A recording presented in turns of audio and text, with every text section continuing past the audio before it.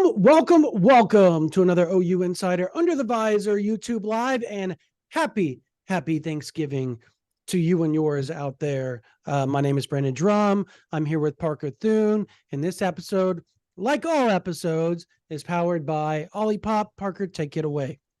Olipop, folks, the soda that's actually good for you.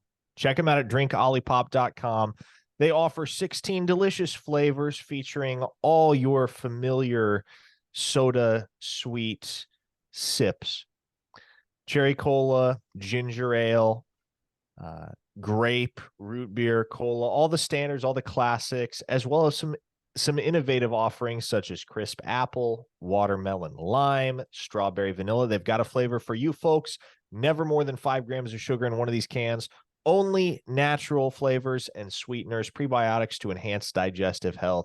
It's soda, again, that is good for you.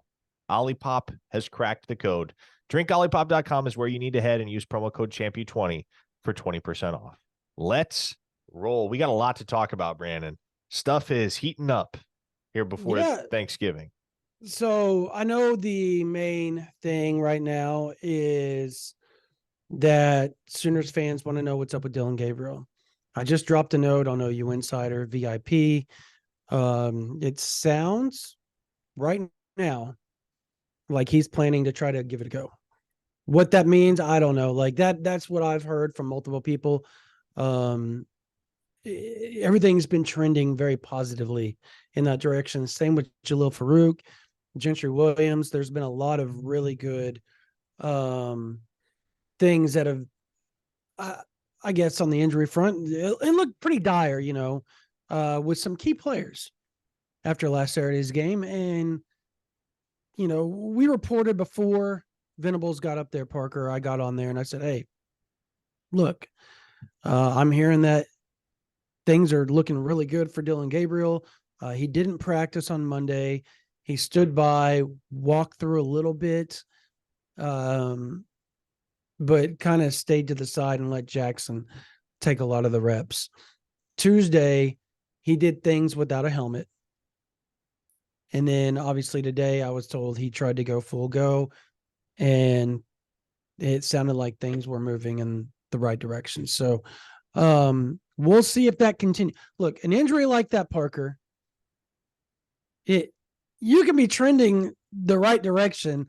It can be touch and go. Yeah, you can wake up the next day and start to have symptoms again. So Oklahoma is being very cautious with this. But right now, according to everybody I've talked to, Dillon Gabriel is looking like he is moving in the direction to play, or at least try to give it a go, I guess is the best way to say try on Saturday, whether that's warm-ups and he realizes I can't do it, or the first couple of plays realizes he can't do it. One of those situations, it feels like it's trending. And if he continues to trend in this direction and plays a full game, I would not be shocked at this point. Well, and I imagine this game in particular is one that Dillon Gabriel is particularly motivated to play, given what happened against the Horned Frogs a year ago. So that is probably driving him, putting a little bit of extra fire under his belly this week. It is a short week of preparation, and I don't know, Brandon. I don't know where you stand on it, but I would figure that we see Jackson Arnold to some extent in this I agree. football game, just because it is a short week.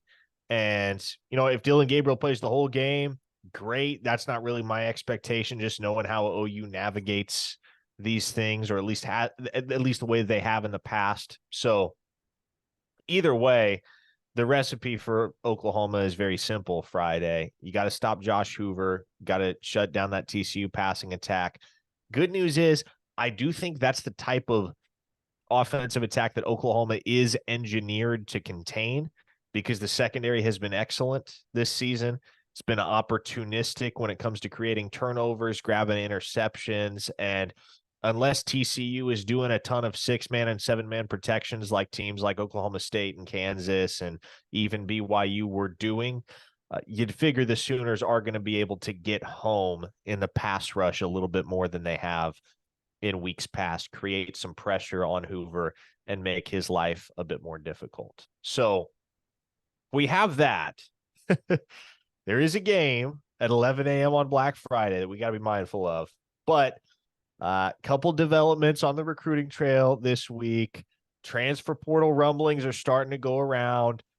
The coaching carousel, man, the coaching carousel has the potential to impact OU, whether directly or indirectly, over the next couple of weeks. So that's something we're going to have to be mindful of as well. I think before we dive into that, let's get a word from our sponsors in. So this live stream is brought to you in part by HelloFresh. With HelloFresh, you get farm fresh, pre-portioned ingredients and seasonal recipes delivered right to your doorstep. Skip trips to the grocery store and count on HelloFresh to make home cooking easy, fun, and affordable. That's why it's America's #1 meal kit. I love using HelloFresh during the football season because it just makes life easy. Throw together a meal on a condensed timetable. Makes life much, much easier. The pre-portioned aspect of HelloFresh is also fantastic.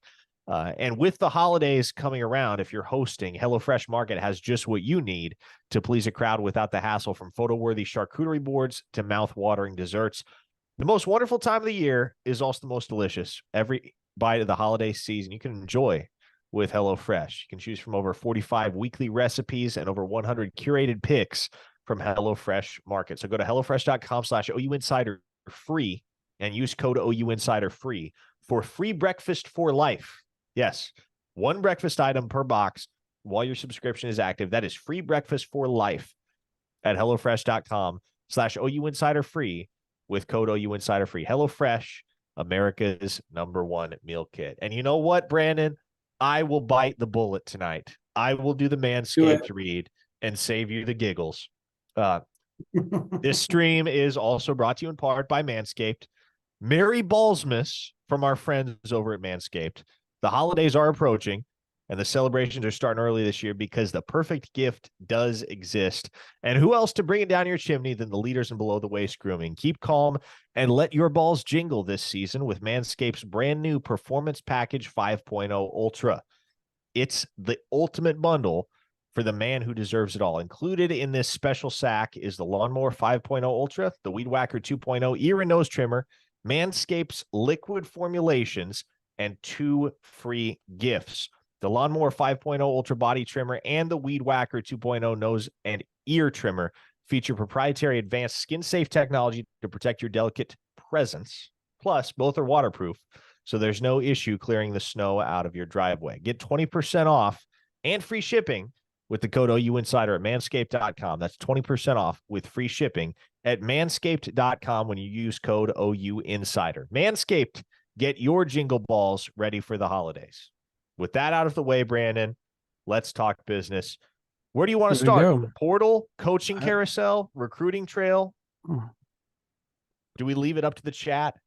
We do have a super chat. Well, we have a super chat by Mongo. Let's go ahead and let's touch that, since everybody in the chat right now is talking about your merry balls. So let's go there. Mongo, as always, appreciate you.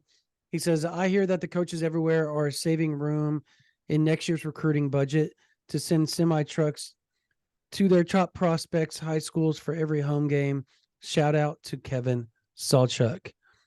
I don't know where to go to that, but I know you're talking about Brix in North Carolina.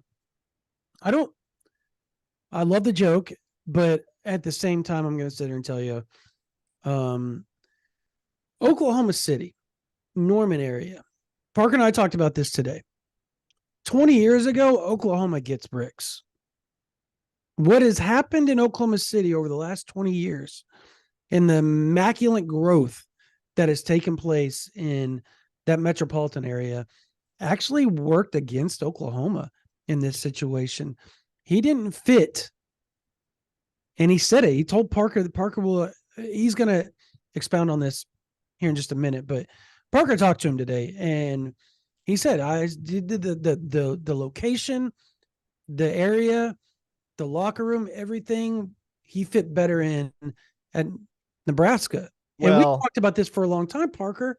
That was probably going to be OU's kind of thorn in their side, was the fact that the size of Norman is almost the size of Lincoln. And it's a suburb of a massive metropolitan areas. So Well, it works against you when you're a farm boy. to be fair, I do think the location actually had little to do with the ultimate decision, because doing this last round of visits that Brix did gave him the opportunity to visit Nebraska, Oklahoma. He was set to visit Kansas State this weekend, but he was going to give each of his final 3 schools one last shot and kind of see where his heart led him. And look, again, I had a conversation with the kid today. I expect him to commit to Nebraska at this time. And one of the things he told me that I thought kind of told the whole story, and it didn't surprise me, knowing the way that Nebraska has been able to assemble their class. But he said when he was at Nebraska, he felt as though he clicked more with his peers than he did at Oklahoma. And he loved the coaching staff at Oklahoma, loved Bill Bedenbaugh. But I happened to notice this gazing up to the recruit section when Brix was in Norman a week and a half ago. Michael Boganowski was the only recruit sitting near him. All the others were spread out, and it was kind of just Brix and his dad and Boganowski and his dad kind of on an island there in the middle of the section. And I remember having the conscious thought, optics there aren't great. Yeah. Because there were pictures posted from the Nebraska game where he's got Danny Kalin next to him. He's got Carter Nelson next to him. Isaiah McMorris and Devon Hall are right there as well. And all of the Nebraska commits were there trying to make sure he had the best experience imaginable and the best camaraderie imaginable with guys that he could see himself going to battle alongside for the next 3, 4, 5 years. And so I think the peer-to-peer aspect is what has helped push Nebraska into the heavy lead for Brix.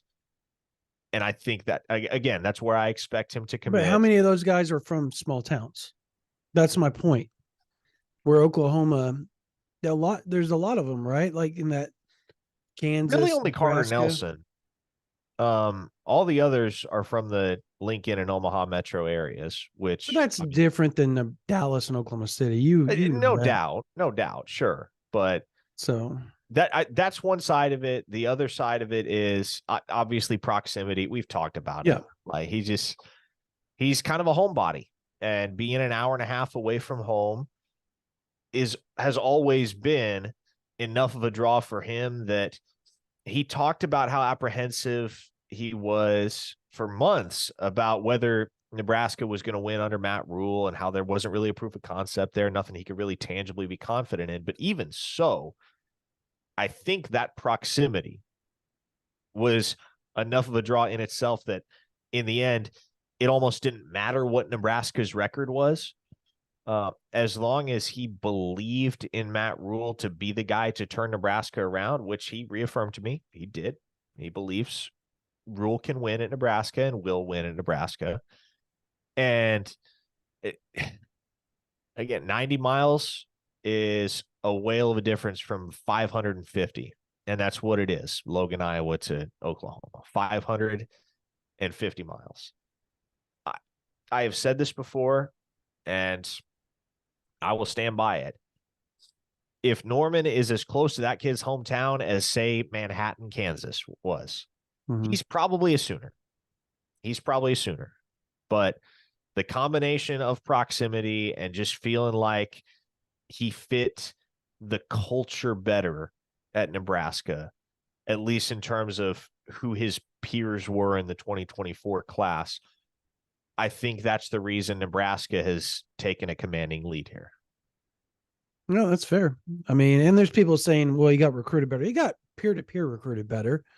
And again, that goes to, as Brix laid out to you, Parker, the comfortability around each other. Brix being the small town farm guy, I don't think there's a single one of those in OU's class. So I don't. So you know what I mean? Like, it's just, it is what it is. Like, sometimes you get lucky with, how things lay out in your recruiting class. I think you can look to 2023 talk about luck. I mean, Jackson Arnold going to Oklahoma landed you Peyton Bowen. Any other year, Peyton Bowen probably sticks with Notre Dame and or goes to Oregon. And so luck has a lot to do with it. You can recruit your butt off. You can do all the right things, as you said, Parker. Certain things would have probably pushed it in Oklahoma's direction, but there were things that made Oklahoma unlucky in that recruitment. And there's nothing you can do to change that. Like there is zilch Oklahoma can do to change that. Be the best developer of O linemen in college football. Didn't help Oklahoma land him. Like at the end of the day, it was his comfortability, the location, all that combined, and there you go. He's going to go to Nebraska. One thing I want to emphasize here. If he does commit to Nebraska, as I expect him to, in relatively short order here, Oklahoma was that close. And it might be a small consolation. It might not be much of a consolation right now at all, but in transfer portal world, it might be. In today's day and age, that matters because you never know, right? You never know. Is there going to be a coaching change? Is he just going to get there and realize he doesn't belong the way he thought it? There are a million different ways that things can go sideways, and the transfer portal is always a resource and something for those guys to fall back on. So again, finishing second in this era is not necessarily as Wanye Morris, Key Lawrence. It's not necessarily as difficult to take as it once was. Now it's going to suck, right? It will suck if he picks Nebraska, especially at 5-6 on a 3-game losing streak, needing a win this weekend to be bowl eligible for the first time in 7 years over a program that's about to win double-digit games in Oklahoma. Like it is going to suck. And I'm not trying to take away the sting at all, but Oklahoma was so close. In fact, that again, I went up there to Logan in mid-October, and at that point, Brix was very, very close to committing to Oklahoma. So I was up there on October 13th. He told me that night, man, everything kind of points to. People are calling you Milshoe with the closeness, by the way. I knew that was going to happen. The word close will never be perceived the same again by any OU fan. But he told me at that point, look, everything kind of points toward Oklahoma. They just finished watching they've been watching OU Texas the previous weekend, pulling for the Sooners. They were stoked about the outcome. He and his family were. Like they were at that point. He wasn't all in with Oklahoma, but he was close. He was close. And then 2 weeks later, I went back up there, October 27th. He said, man, I almost committed last week. Almost committed, and then decided to give these 3 schools one more shot. And so I'm going to visit all 3, and then I'll make my decision. And end of the day, like that visit to Nebraska seemed to hit home a little bit more than that visit to Oklahoma did. And to me, that has made enough of a difference that I think he's going to be a Husker.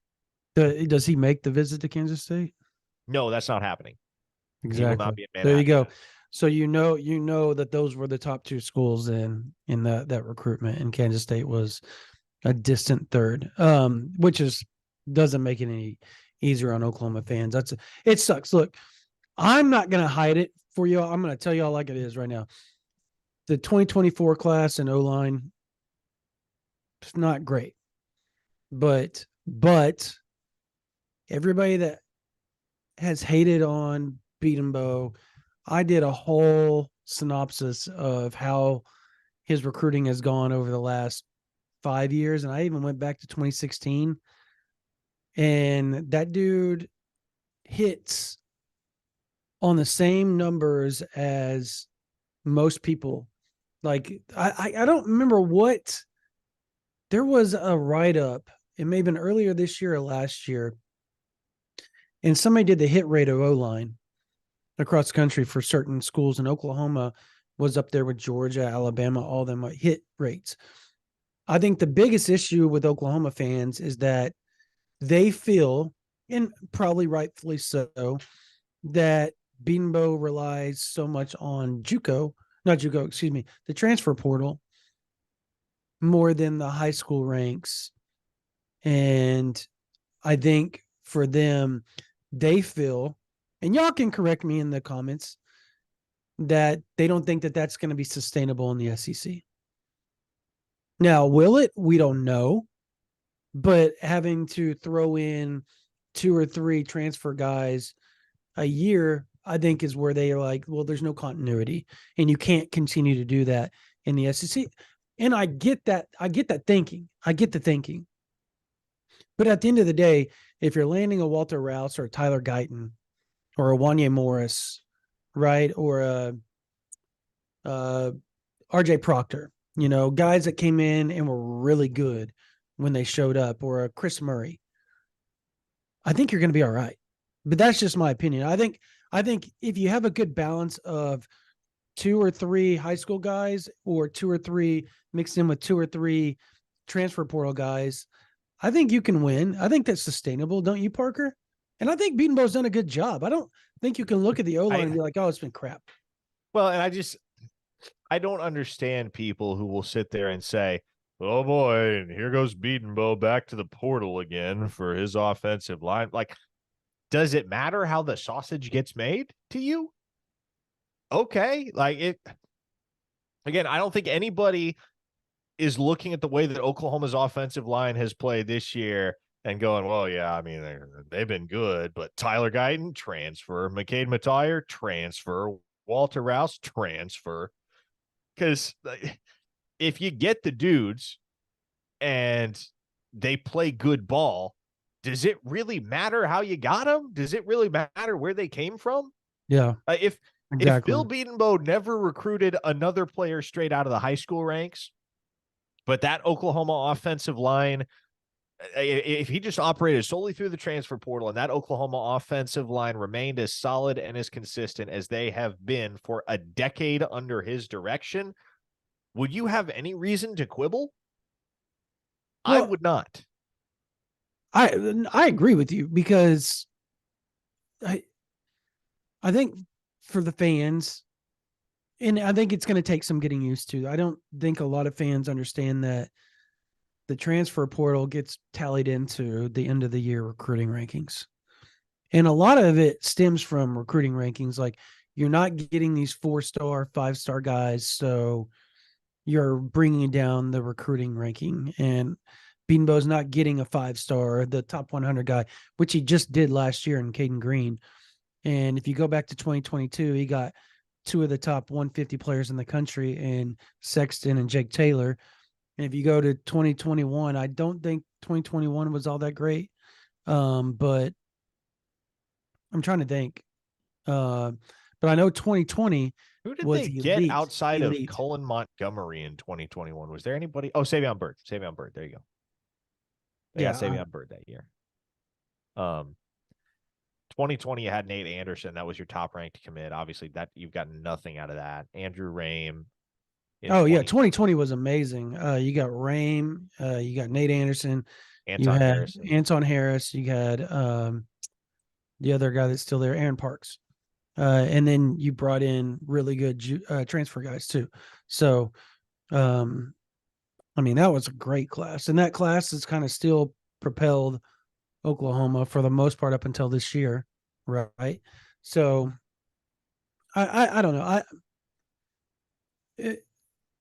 People are talking NIL, and I'm gonna tell you all this. NIL is not a problem.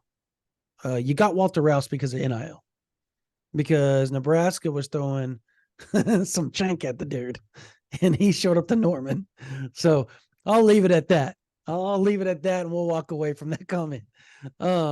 You know what I mean, Parker? Like, yeah, we heard the numbers that were thrown around for him, and he was one of the top transfers in the country. And that's Beatonbow's done a really good job of getting some of the top transfers. I mean, Troy Everett everybody wanted him, and he narrowed it down to Virginia Tech and Oklahoma. And Troy Everett, he's not contributing a ton this year, but he's also only a sophomore. So let's remember that he's got 2 more years, and there's high expectations for him. You look at a guy like that too, and this is another criticism I see quite often of Beatonbow, that when you really think about it, just doesn't make a ton of sense. They'll point to, oh, this guy and this guy and this guy. They're not cracking it. They're not playing. Well, look at who they're behind. For instance, Troy Everett right now is stuck behind either a 3-year starter at center in Andrew Rame, a 5-year starter at right guard in McCade Matire, Yep. or one of the best and most impactful true freshmen in the entire country, regardless of position, at left guard in Caden Green. So what do you want from the dude? Yeah.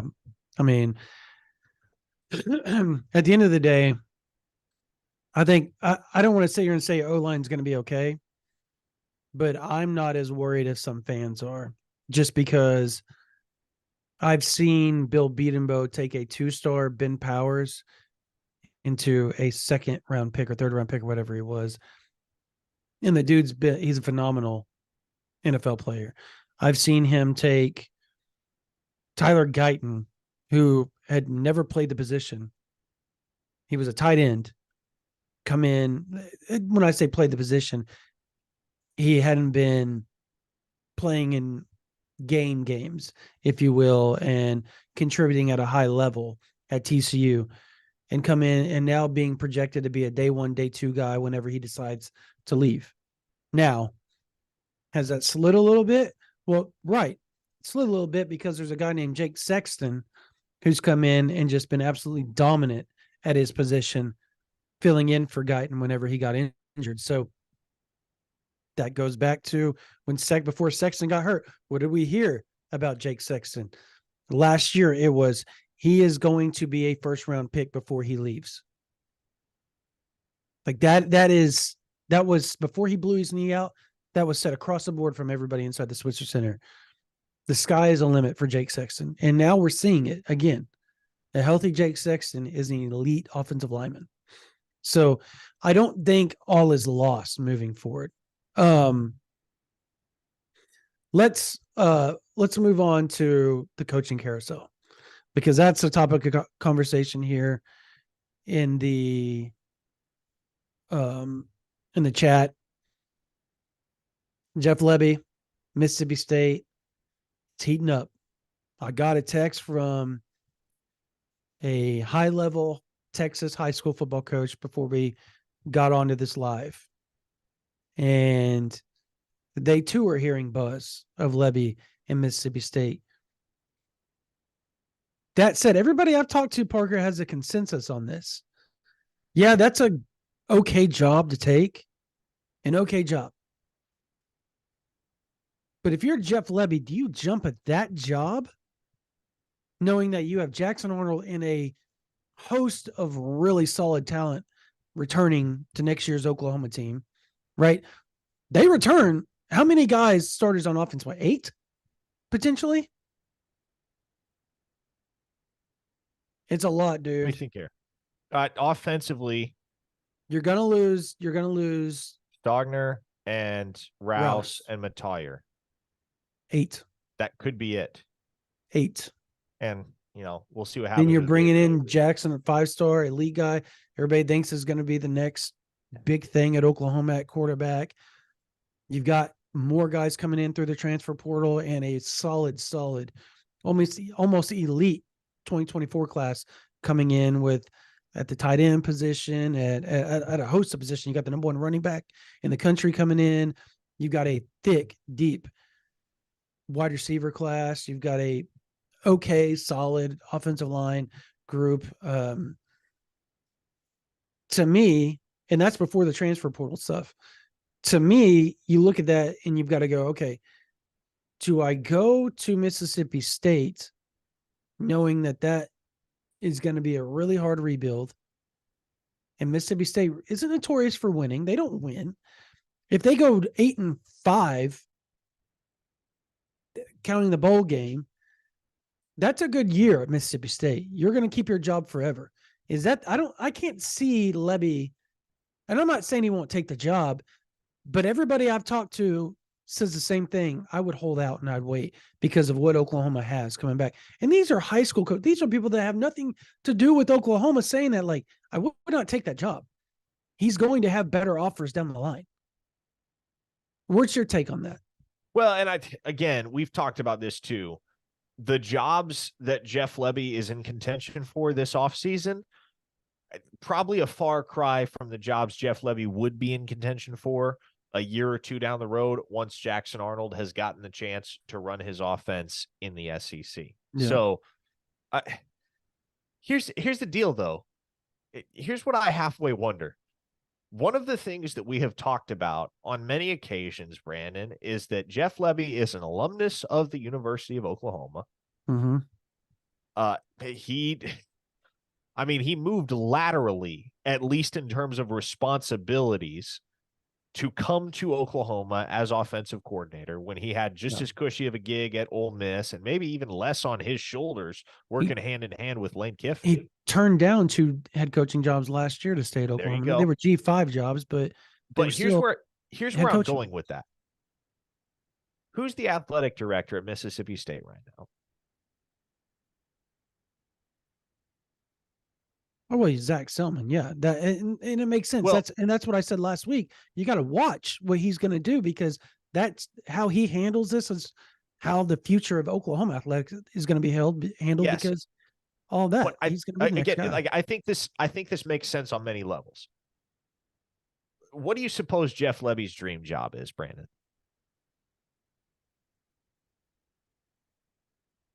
Jeff Lebby's dream job? Yes.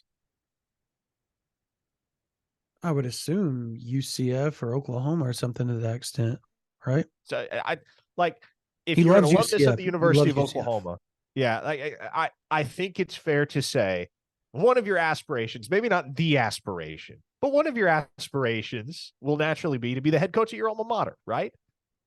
And so why did Zach Selman take the AD job at Mississippi State when he was widely considered to be the AD in waiting at Oklahoma? Well, you go somewhere else, you get that firsthand experience for a few years, and then when your time comes, you come back around and you're better prepared for the job that everybody kind of understood and understands that he's going to get eventually, right?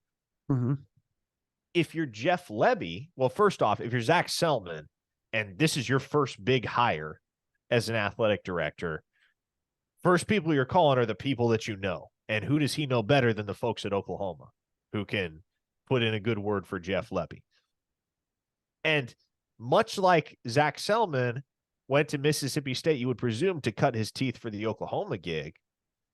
Is it far-fetched to think that maybe Jeff Lebby is doing the same thing as it pertains to working towards being the head coach at Oklahoma one day? I don't think he'll ever be the head coach at Oklahoma, but I mean, maybe I guess if he goes to Mississippi State and is successful, and Zach Selman ends up becoming the AD at Oklahoma, and the job comes open, I guess that would be, if they work together and they got along, I guess I could see it. But I don't think that would be Oklahoma's first choice right now.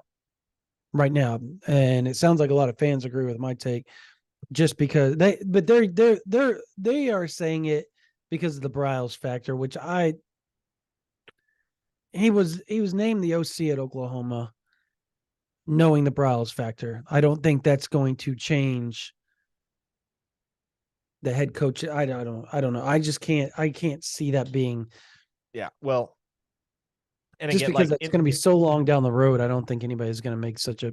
Yeah, and we've talked stink about that it at that point. situation in the past. Like we kind of all understand the reality of the situation in that capacity. But if it hasn't prevented him from getting a gig already, the further along we get, the further we get removed distance-wise, chronology-wise from all of what happened at Baylor, it's not as if that's suddenly going to become more of an obstacle in the hiring process of a guy like Jeff Lebby, regardless of whether that's Oklahoma or elsewhere, at least in my opinion. James Stimick, I hope I pronounced that right, dropped $2 for a super chat and asked, if Lebby leaves, does Jackson Arnold go with him? I would say no. And we actually touched on this in the OU Insider Under the Visor pregame podcast, which is dropping tomorrow morning. Jackson Arnold has enough reasons to stay at Oklahoma, Brandon. He's got roots there. He's got a long-standing girlfriend. He's got family, friends, all that at Oklahoma. And I talked to somebody, let's just say I was with somebody yesterday that he works with my kid as well. and he also works with Jackson, and they're very close. And we were talking about it, and there's just too much. It went from him being at Oklahoma because of Levy to now he's at Oklahoma because he loves Oklahoma. He loves the university. He's got roots there. It's not just the fact that he is playing for the guy that brought him there. He's playing for a team, his friends, his family, his girlfriend, all of which would make it very hard to leave. And I think it would. I will say this: if the guy comes in and Jackson doesn't mesh, okay, yeah, he'll probably hit the portal. But the fact that he's also the next guy in line to be the starter at the University of Oklahoma, which is a once in a lifetime for 99.9% of quarterbacks walking the face of the earth, they would take that all day, every day. And he's that guy. He's next. Why would you walk away from that to go to Mississippi State? And that's not to hate on Mississippi State. It's just one Brandon's of those not things a is cowbell not guy. one of those things is not like the other. I'm just calling it like I see it. Am I wrong? I don't think you're wrong. No. Okay. So we've about exhausted the Levy But conversation. who would you pick? If Levy leaves, who's the next OC? I think you got to go there.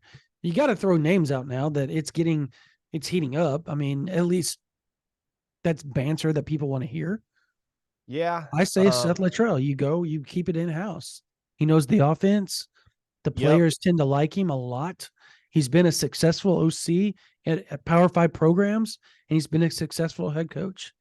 Well, and I think a lot of folks might be tempted to overthink that because, he comes from the air raid discipline, and you can argue, well, can you make that stick in the SEC? Like, is that a philosophy that's going to pay dividends in the long term? But even so, I think, again, familiarity with what Oklahoma already has established. Again, you're talking about a guy that's an alumnus who won't be in a hurry to jump to the next gig and has a long and distinguished career, both as an assistant and a head coach, has learned plenty of valuable lessons along the way, and is going to be willing to adapt and evolve and change what needs to change in order to better tailor his offense to however the SEC as a whole evolves.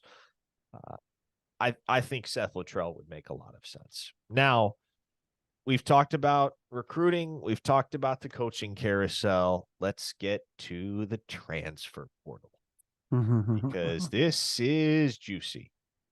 And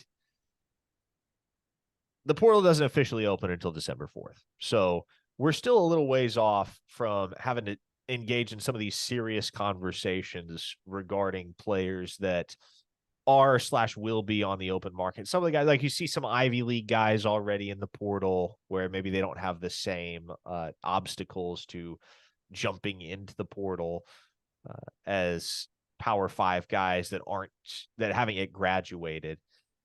Because if you're a non-grad transfer, again, December 4th is the date. That's the earliest you can put your name in the portal. But we are expecting, Brandon, that there will be some high-profile names in the portal and some high-profile names that OU will be interested in.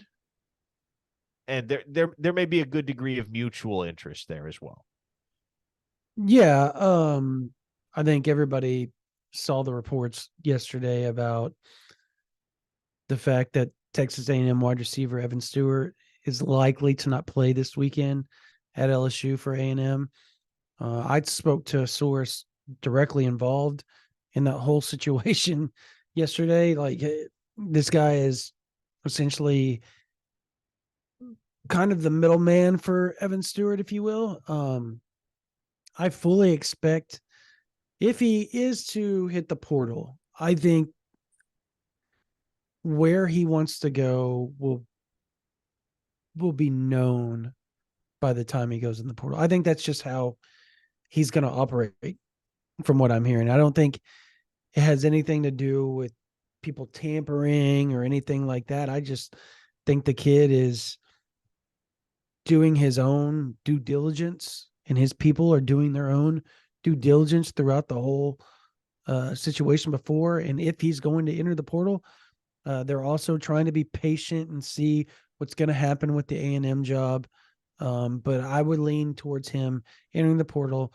Texas, Oklahoma, Alabama, LSU are programs that I've heard thrown out for him. Texas, Oklahoma, Alabama would be the top three that I've heard so far. I lean towards Texas, and I know you fans hate to hear that. I lean towards Texas on this. That said, it's far from being finalized. Notice, and Oklahoma is very,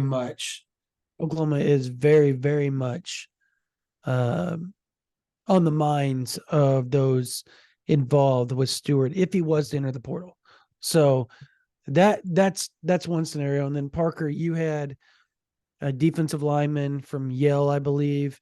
There's also an offensive Penn, lineman University of Pennsylvania. Yeah. No, Yale offensive tackle. And I spoke to some people about that. Oklahoma's, I don't know that they're going to throw their name in the hat, but they're doing their due diligence with the offensive tackle for me. I can't remember his name off the top of my head just now. Antonio Yeah. Mendoza. Antonio Mendoza, 6'9" guy, really big. Is he Starting really that tall? Hello. I believe so. There's another guy, and there's another guy that I know for sure is 6'9" from Princeton. Jalen Travis is his name, and he's in the portal as well. Okay. So, but Joey Slackman, interior defensive lineman from the University of Pennsylvania, very popular commodity since he entered the transfer portal yesterday. Already has, at last check, over 12.5 offers from FBS institutions. Many of those in the Power Five: Florida, Miami, Missouri, North Carolina, Louisville, etc. And that is a guy that I do think Oklahoma ends up moving on.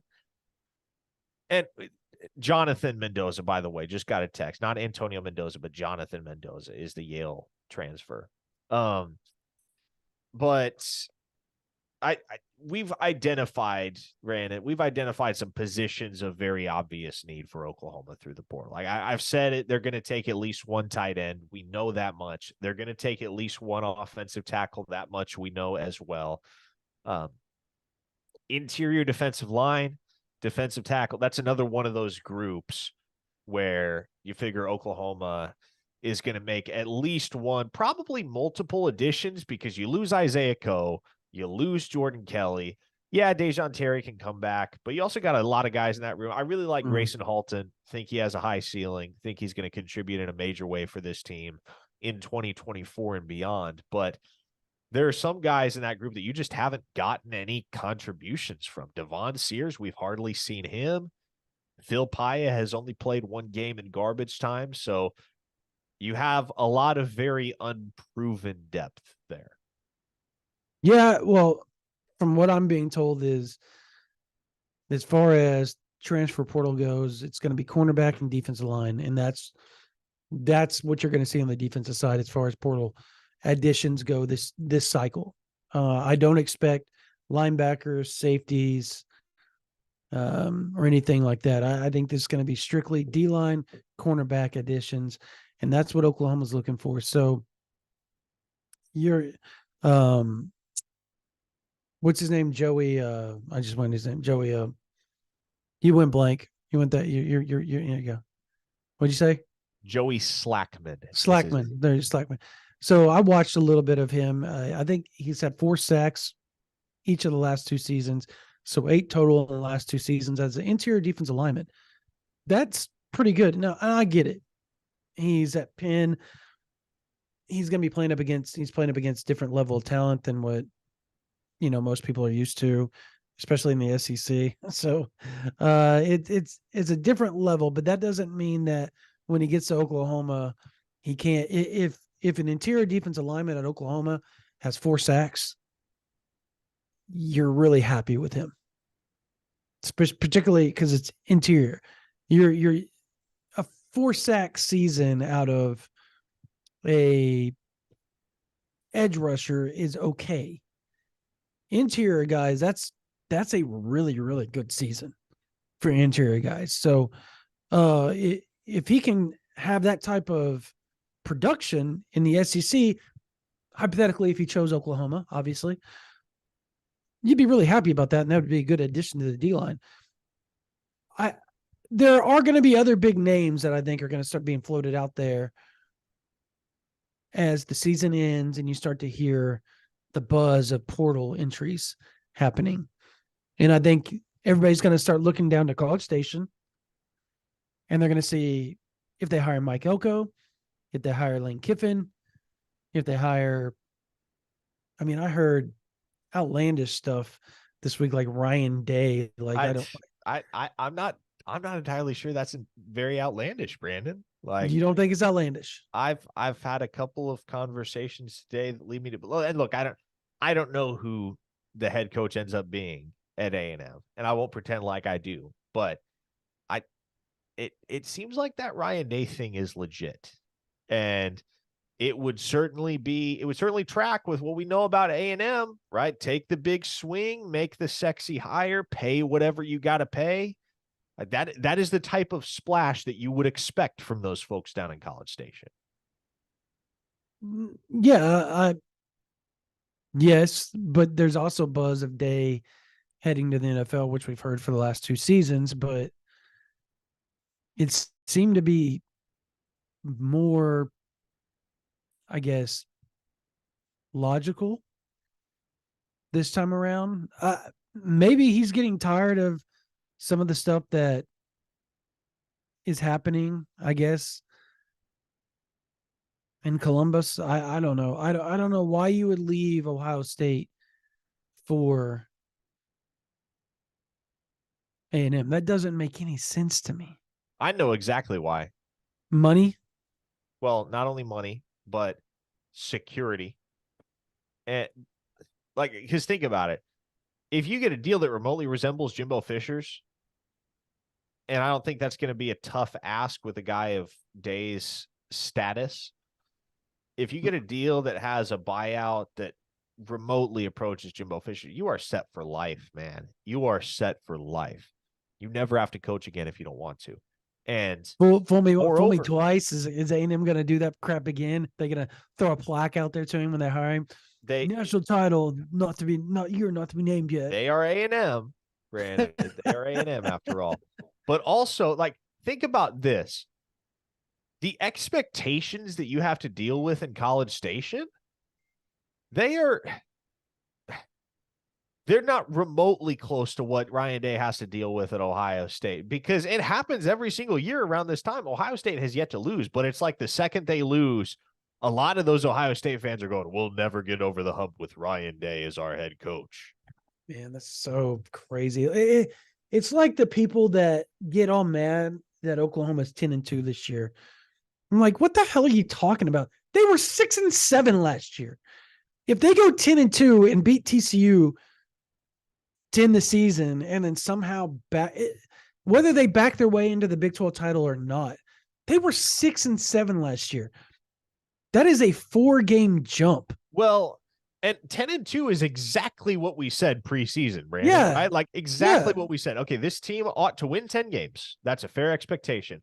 And you can look at this 10-2 season for OU and go, well, gosh, realistically, it could have been even better. And it could have. Like, that's true.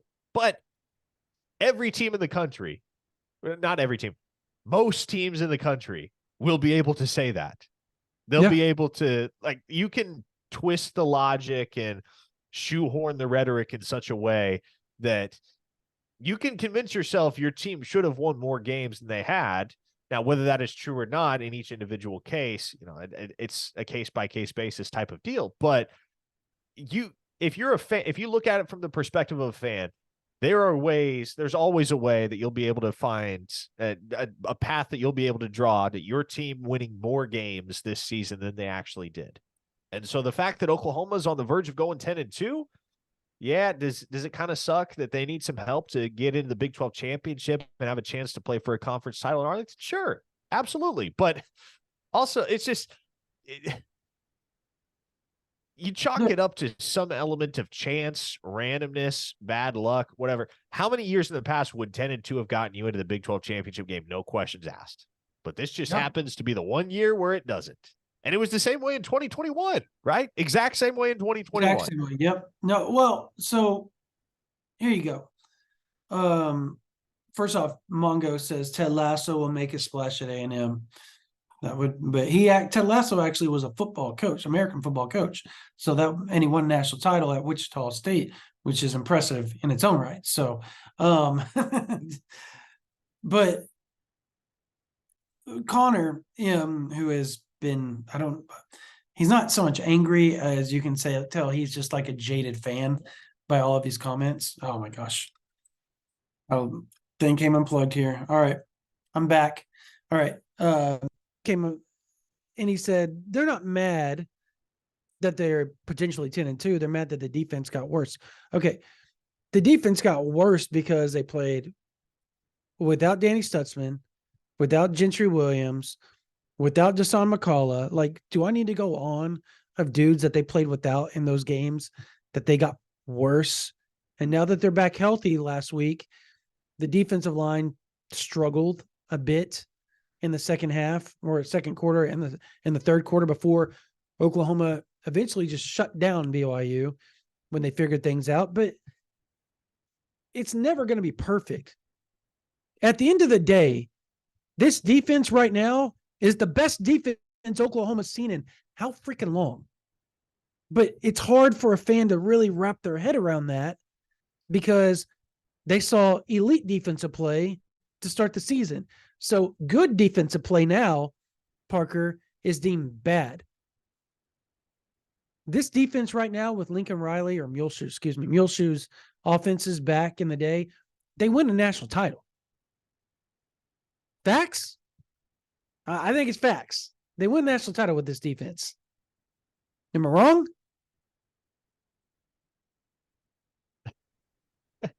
I mean, look how many points are given up. I don't know if they win a national title. They're a lot closer to it. Whoa. The points per game given up, this is as good as it's been. Has it not? I can't remember it. Yeah. So generating this defense has been better at generating turnovers this year. Yes, this team probably wins a natty with those Muleshoe offenses. There's no Baker Mayfield, Kyler Murray, Jalen Hurts, Caleb Williams back there to do that, though, unfortunately. Dylan Gabriel's great. He's not them. Those are number one overall draft picks or up for NFL MVP / guys in all of those players. Well, and great. Here's the other thing, though, and it feels weird to be saying this because it's only been like 6-7 years, but it feels like we're in a different era of college football than we were then. Like prolific offense, it's almost like just in general, certainly in Oklahoma's case, but almost in general, high octane offense dominated the game more so than it does these days. There was a brief window there where, I mean, shoot, you saw the spread infiltrate the SEC and revolutionize it for a brief moment in time. When Alabama was running it with Tua, LSU, Joe Burrow's year. Oh my gosh, man. You look back at those 2019 stats and realize just how drastically Joe Burrow outpaced every other quarterback in the nation statistically. It's astonishing. But we've kind of seen a regression to the mean, not entirely. It's obviously, we see more offense these days than we did 25 years ago, but we also don't see quite as much offense as we did 5 years ago. Yeah, no, I agree that it's not like it was back in the day. I'm commenting here to Connor to tell him that he made a fair point in the chat. But I don't think it's fallen off to the extent that defenses have caught up so much that they can't be overtaken by offenses, because you see there's plenty of times during the season where elite spread offenses, where elite offenses ran by an elite quarterback just runs roughshod down the throats of any defense, doesn't matter how good they are. So I think quarterback play is what has been more the issue than anything else. There were, and I don't want to say, because I think Caleb is one of the top, in the last decade, he may be the most talented quarterback to come through college in the last decade, and that's saying something. Um, but there were more Caleb-esque guys from 2015 to 2021 than there is 21 to 23. Like it's not the same at quarterback. And you see it in the NFL as well. Like it's just fallen off a little bit. And I don't know what caused that. And I get that the quarterback play goes in waves. We see it all the time. There was elite quarterback play in the late 80s to the mid 90s in the NFL, and then it fell off until about 2005 and then shot right back up. And we went on like a 15-year run of nothing but elite quarterback play in the NFL. And now it's down to blah again. And I think it's going to go back up. It's going to Sure. take time, but right now we're just not seeing the elite quarterbacks that we once saw in college football across the board. There are elite quarterbacks. It's just not as deep as it once was. There was always such really, really good quarterback play. And I think I'm trying to think the last year that it was like elite, probably 2019. I Was would say probably 2019 because, man, yeah. shoot, that year Joe Burrow was cooking. He was making crawfish souffle every Saturday down there in Baton Rouge. You had Jalen Hurts. Any other year, Jalen Hurts turns in that performance that he did in 2019. He probably wins the Heisman. And there were others. I mean, those two kind of stood head and shoulders above the rest that year. But Yeah. Tua was obviously, that was his last year at Alabama. That was a good year for quarterback play. But ever since then, and I think it also kind of comes down to, you have to be constantly innovating, because there are offensive concepts that once they're on film, defensive coordinators find ways to scheme for them and find ways to neutralize them. And guys like Lincoln Riley, I'll give him credit. He's as bright and as innovative an offensive mind as there is in the country. But you have to constantly be coming up with new stuff if you want to stay one step ahead of the opposition, because if you let things plateau, even for an instant, you're going to become less effective. Yep. All right. Jay Jones, $2. Thank you so much in the super chat. Does Danny Stutzman come back next year? Right now, I think he does. I think he missed those games. I think he's shown how good he can be. At the same time, I think since his injury, you've seen, I don't want to say he's regressed because that's not fair. I think you've seen some holes in the armor a little bit with him that weren't there to start the season. And I think that hurt him a little bit. I think the same goes for Tyler Guyton. No, I think Guyton leaves, but he's not viewed in the same light as he once was with the scouts in the NFL and the GMs and stuff as a surefire first round draft pick. I don't know that he's probably a day 2, maybe early day 3 guy right now. Day 2, most likely. Second, third, fourth round guy. But it was almost surefire. He was going to be first round, Parker. First half of the season. Then all of a sudden he struggles. He gets injured. And then Jake Sexton comes in and holds him out of the lineup. Yeah. Like that just blew my mind when Well, Venables and to hear Venables, to hear him say, that was more about Jake than it was about Guyton, that speaks volumes for the player that Jake Sexton is and will be. Now, we missed a super chat. We have people saying that in the chat. Sean B thinks Stutzman is in all caps gone. Do you disagree or agree? I disagree. I don't think he is gone. I think he's going to have a tough decision to make, because he will have some pretty solid NFL draft stock. But again, I think Danny Stutzman loves Oklahoma and loves being a college kid. And I think there's more appeal for him. And I think his NIL is going to go up big. Yeah, big time. I think there's more appeal for him than the average football player in coming back for his senior year. We missed a super chat Okay. a little while ago from James Stymack, who dropped another $2 and said, "Have you heard any names leaving OU to go to the transfer portal?" And look, James, that's one of those things that I typically do not make a habit of discuss. Like, I'm not going to name names there because Yeah, it's the middle of the season exactly. And or late in the season, but yeah. if you throw a name out there, then inevitably what happens is you get people on social media saying, "Oh, well, they become the target of all kinds of underhanded comments, criticism, regardless of the specifics of the situation. It's either, oh, they're quitting on the team, or, oh, they were never gonna crack it here anyway. And it's all while the season is going on. And so, like, there are too many drawbacks, and our job requires us to work with people and maintain relationships with people. Mhm. And you want to do right by those people. And so I am never going to come out and say, yeah, I've heard that XYZ player is more than likely entering the transfer portal at the end of the season.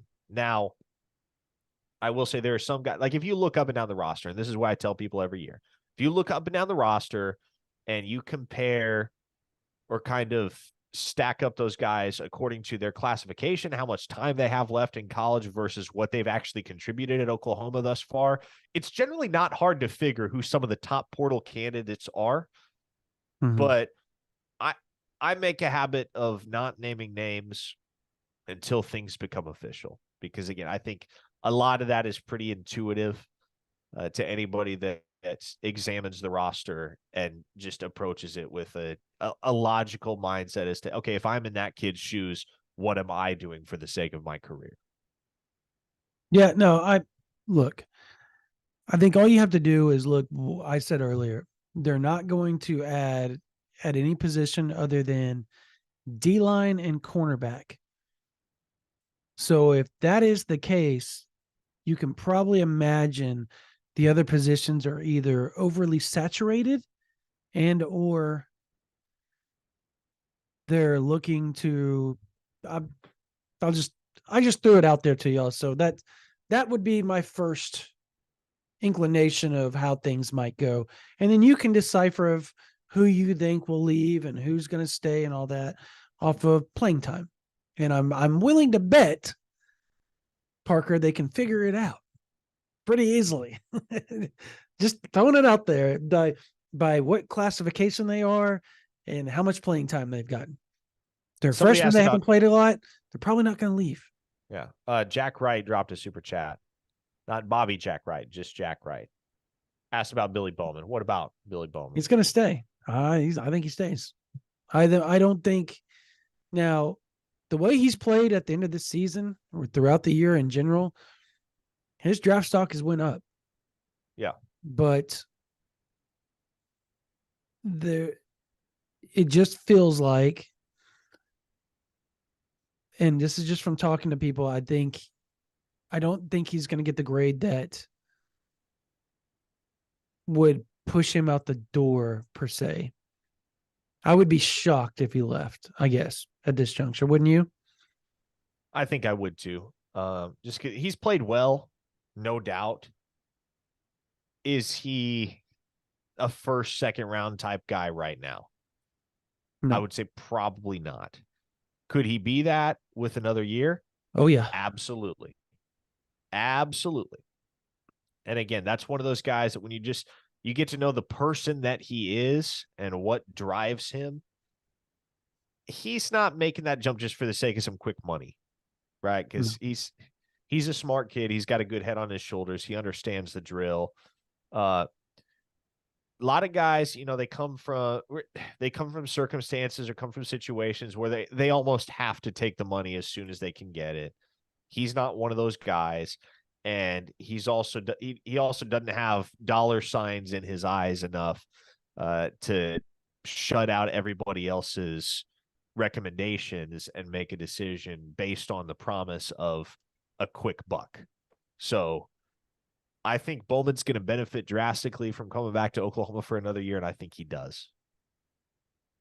Yeah. Snake J said his 40 time will be slow. I don't know if he's talking about Billy Bowman. You are 100% false. Yeah, If you're that's not going true. off of that run, he was gassed. Yeah, They that was were almost a mile high up in the air and elevation they've never played in before in their lives, yeah, and he sprinted 100 yards. chalk that one up to hemoglobin, folks. That Yeah, is not indicative of just how fast Billy Bowman is. We yeah. got another super chat from RGK86. Dropped $5 and just said, "Keep up the good work, fellas. Appreciate We you. appreciate you. Yeah. We Hey, appreciate you." before we leave on this, let's talk Thanksgiving dinner real quick. Oh no. What is your preference? Are you a ham turkey guy? Are you a green beans and bacon? Are you a stuffings guy? What's your go-to entree? Like your plate when you go hit the line with the family to fill it up. What are you putting on your plate? I got a turkey in the fridge right now. I'm about to throw some herb butter on it tomorrow morning, put it in the oven, and have it ready by noon, 1 p.m. So I'm a turkey guy. I like mashed potatoes. The Thune way of doing cranberries, been in the family for generations. It is objectively the best. It's a bag of Ocean Spray cranberries, a whole orange, a whole apple, and 3/4 of a cup of sugar in a blender. You blend it up. It turns into almost like a slaw or relish type consistency. It is delicious. It is what I look forward to the most about Thanksgiving every single year. And then my wife already has an apple pie already made, so that will be dessert for us. I'm a deep fried turkey guy. Cajun turkey. My dad did it for years. Ooh, My uncle does it. So we're gonna have that. We're gonna have honey glazed ham. I'll have both of those meats on my plate. I will have mashed potatoes and butter. I'm not a stuffing guy. Now, I know people hate that. nor am I. I'm not a stuffing guy. So, but I'm gonna have green beans and bacon with some cinnamon sugar sprinkled on top of it. Um, and then some corn. And then I'm gonna have a chocolate pudding pie to top it off with some sweet tea. And that is my go-to Thanksgiving meal with the roll. You got to go with the rolls. The rolls are the best with butter. Like that is 100% the best way to go. Everybody's talking about macaroni salad. I like macaroni and cheese, like home cooked real macaroni and cheese as well on Thanksgiving. But what I name, that's my first go to as far as that goes. All right. Quickly, what is your prediction for tomorrow? I'm going to go 45. I'm going to say 45-20 Oklahoma. I believe I had 38-28 on the pregame podcast in favor of the Okay. Sooners. All right. There you go. We both have Oklahoma winning by double digits. All right. That's going to do it for this version of the OU Insider Under the Visor YouTube Live. If you're not on OU Insider VIP, sign up tomorrow after 5 p.m. I'll leave it at that because you're going to like what we're going to throw out there to you guys on Thanksgiving, 5 p.m. And it's going to last till Monday. But it's a doozy of a deal. So wait and sign up Thursday, Thanksgiving Day, 5 p.m. It's going to rock.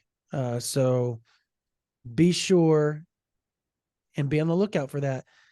Come join the thousands and thousands and thousands of OU fans that are on there already talking. Also, we've got so many updates on all the players that are injured.